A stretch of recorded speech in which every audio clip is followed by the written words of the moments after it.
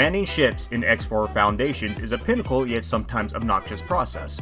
What are you talking about, man? It's got to be easy. Click and boom, there they go, right? Wrong.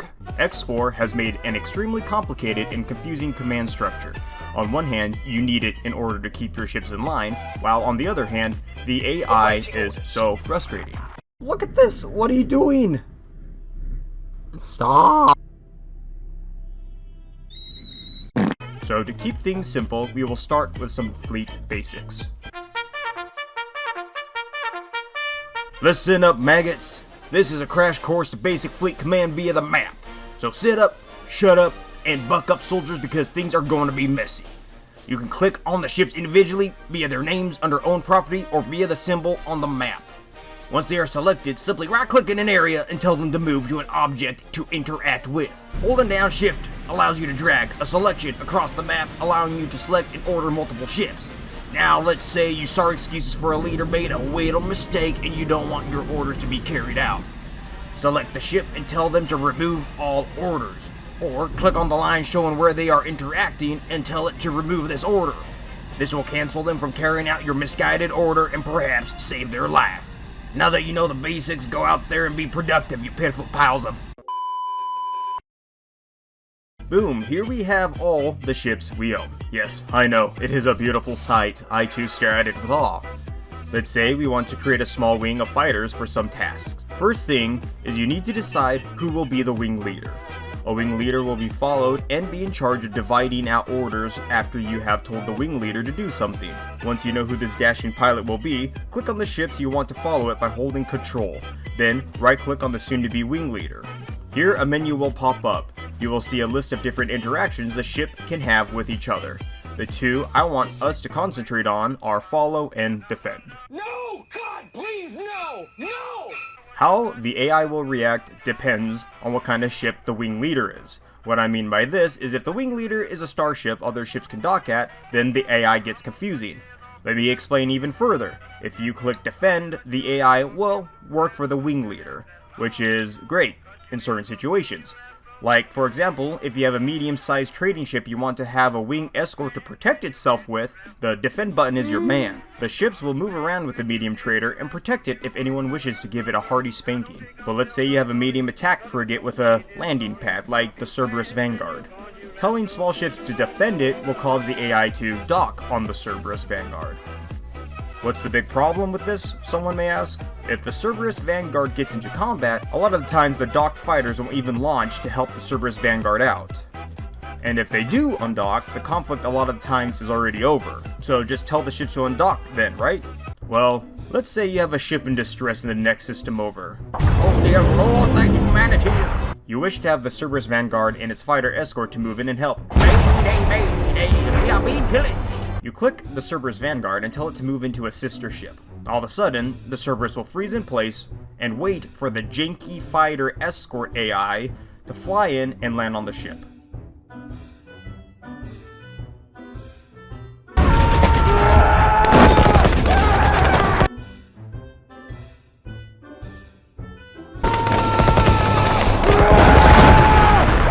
Which can be quite the restraint when you have multiple fighters, and it gets even worse if you have a ship with attack drones. Now you're stuck waiting 20 minutes for each drone and fighter to land. The reason the AI does this is because in their eyes it is quicker to dock on the Cerberus since the Cerberus has a quicker travel mode than they do, which for long multi-system trips would be great, but for one system over, no.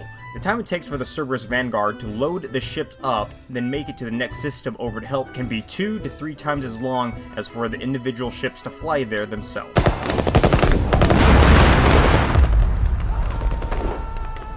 Oh, poo. Wait. Unfortunately, Egosoft hasn't added a way to tell the ships to avoid docking, so the only way I find to have a workaround is to click Follow. Follow means exactly that, they follow. They don't take orders from the ship they are following, which means they aren't in the same wing as the ship. They are simply stalking it around, checking out its sweet badonkadonk. which can be fine as long as you set the following ship's behavior under information to attack all pirate harassment. This will leave the ships that are following to mosey around behind until they see something hostile, and then they'll go in and attack it. Now the downside to follow is that if you tell the ship that is being followed to head to another system, it will a lot of times speed off to fulfill the order, leaving the ships that are following it in the dust, which can be problematic if you want the ship to be protected. Now another strange thing the AI does is if you have multiple ships in a wing and you order the wing leader to travel somewhere else, many times if the ships cannot dock, they will zoom off to the designated location, leaving the ship that's supposed to be defended behind. Perhaps they're just making sure the path is clear, but it leaves the ship open to attacks with the defensive ships flying across the galaxy overly zealously. Now, follow and defend can work for different situations. I find if you have a small group with small to medium ships, defend works wonderfully. However, if you have a large group of ships varying from small, medium, large to extra large ships, a mixture of defend and follow works. Look at my fleet here. It consists of fighters, frigates, capital ships, and a carrier. Currently, it is just a mess of ships under the order to defend my carrier. While this can work if you're transporting your fleet around, I do not recommend this for combat. The first thing I do, which is not required but I'm obnoxiously OCD about these things, is organize my ships via their names. Light fighters for small one-weapon fighters, medium fighters for 2 or so weapon fighters, then heavy fighters for fighters that have 4 weapons on it. I also add bomber to the names for the ships that have missile or rocket capabilities, making it easy if I need to know what ships are great at hitting or bombing targets.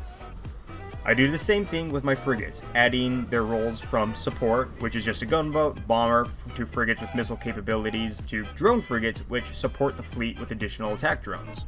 Once I have the roles laid out for my fleet, I decide which tasks I need them to do. This layout I'm about to show you is great for patrols, exploration, and even combat missions. First things you need to do is gauge who will be the leader of the fleet. That way I don't lose the ship in the confusion and find it fighting off on its own. Here I'll choose the overly expensive carrier.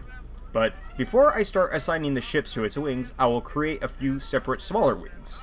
These will consist of small groups of fighter wings, frigate wings, and capital ship wing. I do this so that way if I want to set a group to a specific task, it is easy to find and I don't have to shuffle through a menu of ships looking for the specific ship. Once the wings are all created, I click the wing leader and tell them to defend my carrier. This will create a wing inside the carrier's wing. Here you can see the fighter's wing is still grouped as a wing, but it's still under the leadership of my carrier ship's wing. The problem you will now see is that every ship will want to dock on the carrier. The AI is so bad at times. They can be so freaking buggy. You will find you will be having to order them off the carrier countless times. One thing I found that works sometimes, and I truly mean sometimes, is once the wing is ordered to defend, click the full wing by clicking the wing leader and holding down shift and clicking the bottom ship in the wing, selecting the whole group, then telling them to follow.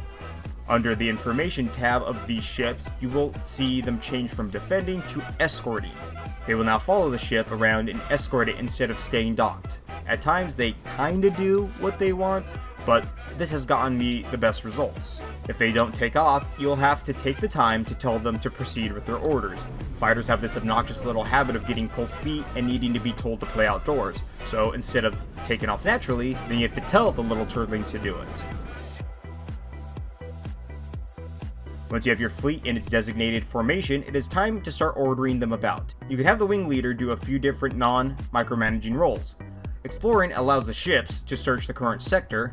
The wing leader will order its subordinates out to certain locations and search spots more thoroughly, here and there. Patrolling will have the fleet wander the current section searching for enemies to destroy, while protect position leaves the fleet in one location. If anything hostile comes into the area, the fleet will attack it. Protect ship will obviously have the fleet protect the ship, and protect station will cause them to take orders from the station. The station mostly sets them to patrol the sector it's located in. The only difference is if an enemy is near the station, the fleet will jump into action to neutralize it. The actual controlling of ships is up to you. I usually click on the smaller wing leaders and order their attacks through them. They will then relay the orders to their subordinates and all move in for the attack. This is nice when you have multiple targets to deal with and don't want to have your fleet concentrating solely on one target.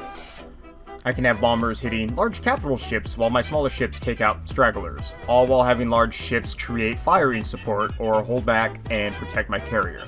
The process is actually a lot of fun. When it works, if it works. It's definitely buggy at best, but sometimes you'll get lucky and the fleet will pull through for you. Play around with it. The AI are dynamic and sometimes too smart for their own good. But this gives the game an organic feeling. Like you are ordering living and breathing beings instead of computers. The AI hesitates and sometimes runs, gets cocky and bites off more they can chew. They even get curious and get distracted on their own little quests. It's a truly interesting process. Although it's annoying from a commander standpoint, it still adds a different feel to the game. One that still needs to be ironed out more, but it's uniquely fresh. I hope this helped you learn how to best use your fleet as you purge the Xenon threat and move towards galaxy-wide domination. If you have any recommendations for something you want me to cover, please let me know in the comment section down below. Fly safe, pilots, and remember, we didn't have all these fancy-dancy fleets back in my day. We had 2 sharp sticks and a rock, and we had to share the rock. Now get out there and make your mamas proud, maggots.